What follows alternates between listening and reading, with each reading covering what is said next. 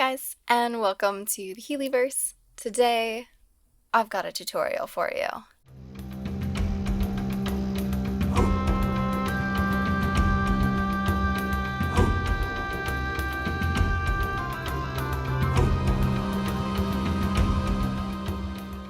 Before we get into it, go down and give the video a like, subscribe if you haven't already, turn on notifications so you get notified when we post, and feel free to leave a comment about what you thought of this. If you have anything else you want to see, let me know.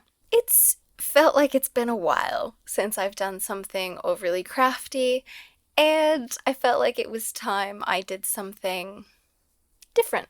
So today, I'm gonna show you how to turn just a simple ribbon into a rose.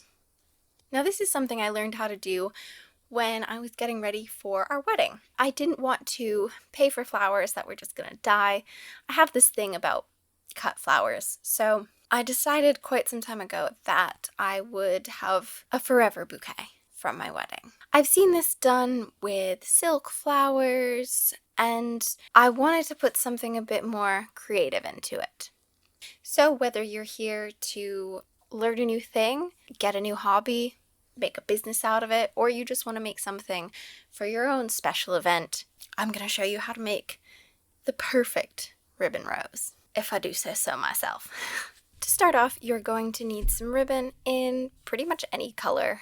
You want it to be 35 to 40 centimeters in width because that gives you the nice petal dimension. I have played around with it. I've been able to make smaller ones, as I will show you at the end, but for a full-size rose, 40 millimeters is around the sweet spot. For this project, you are going to need a hot glue gun, lighters, so I only recommend doing this if you are either an adult or have adult supervision, both for the hot glue gun and for the lighters.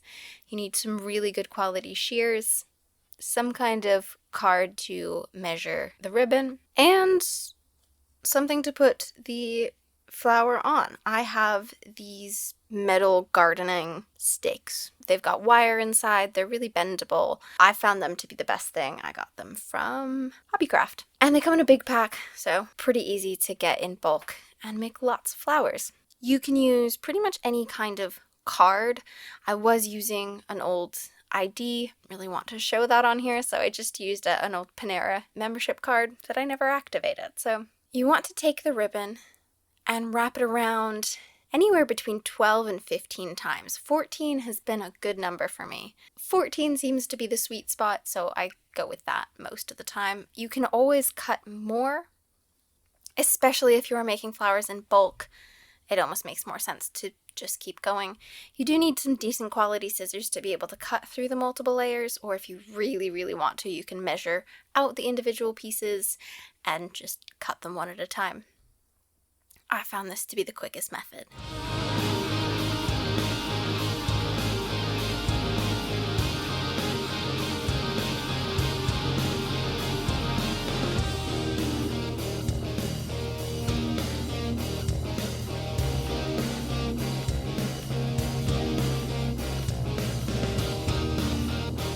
Once you get your pieces cut, you do have to burn the ends. Take extra care when using the lighter. It can get hot.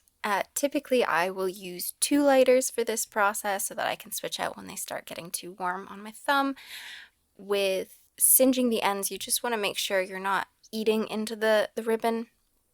It does melt fairly easily, so you don't need to have the flame on it for very long. This is one of the more time-consuming parts of the process.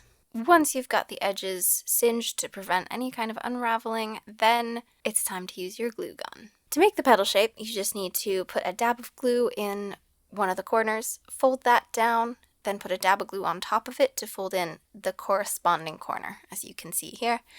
Match it on the other side, and then repeat, and repeat, and repeat, and repeat. This is the other monotonous part of it. Once you have finished your petals, you can then start attaching them to the wire. The first one is often the most difficult because you do have to wrap it so aggressively on itself to fit on such a small wire. Be careful and don't burn yourself with the glue. I've done that so many times and it's not pleasant. Once you get the initial petal on, The rest is pretty much up to you. I always try to make it so none of the petals are quite facing the exact same direction, and each petal covers the gap left by the previous one. There is a bit of a technique to make it more flower-shaped and less boxy. I definitely had some when I was starting out that had just a square bottom. Whereas I figured out that if instead of wrapping them completely upright, you let the petals spread out a bit more and angle where they stick, it looks so much more realistic.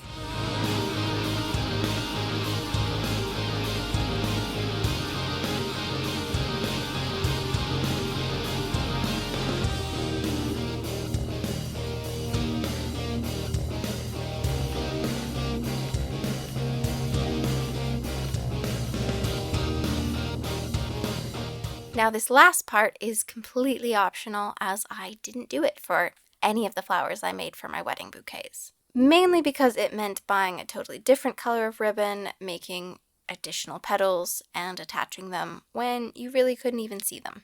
So what I'm doing here is just using deep green ribbon of similar dimension. I believe the green ribbon is 35 millimeters, whereas the teal that I used is 40, so slightly smaller, but you don't really notice a difference.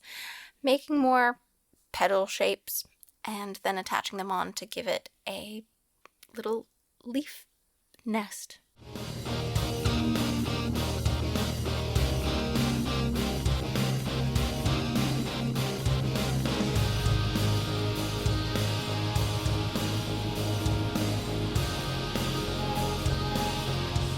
One last thing I did that I didn't show is I took hot glue and I just filled in the bottom just to make it super secure so this flower is not going anywhere. And there you have it. I think potentially the best ribbon rose I have ever made. And I managed to make it on camera. Now, this isn't the only thing that I learned how to do pre-wedding. I also learned how to make paper roses, because I didn't just want ribbon roses, I wanted paper. This is not my wedding bouquet. This is just an example of some of the roses I made. You might be able to see it best on this one. This one is a bit boxier. It's not quite as tapered or elegant as this one, but you can't tell from the top. So if they're in a bouquet, it's fine. As a standalone, I think this one's so much nicer. This is my wedding bouquet. And I'll explain all about the paper roses in another video, because guess what? You're getting a tutorial for that one too. But for now, just the ribbon roses. I made so many of them.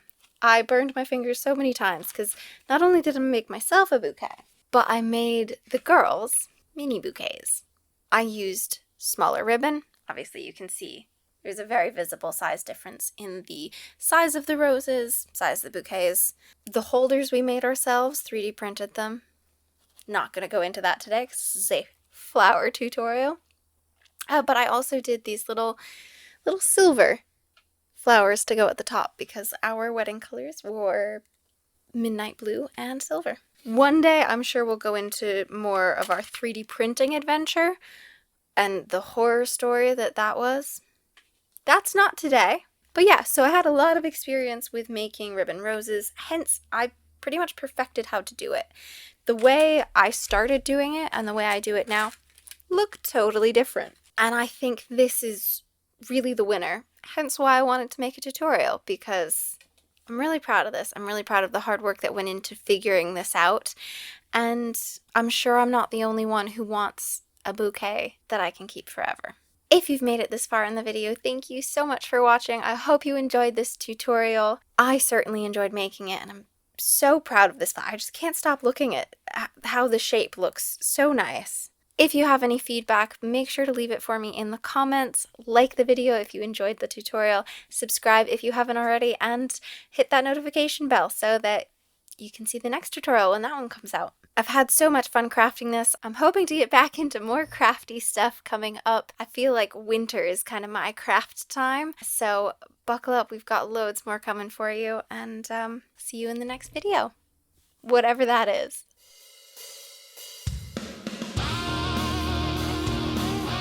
Either get an adult to help you or be an adult.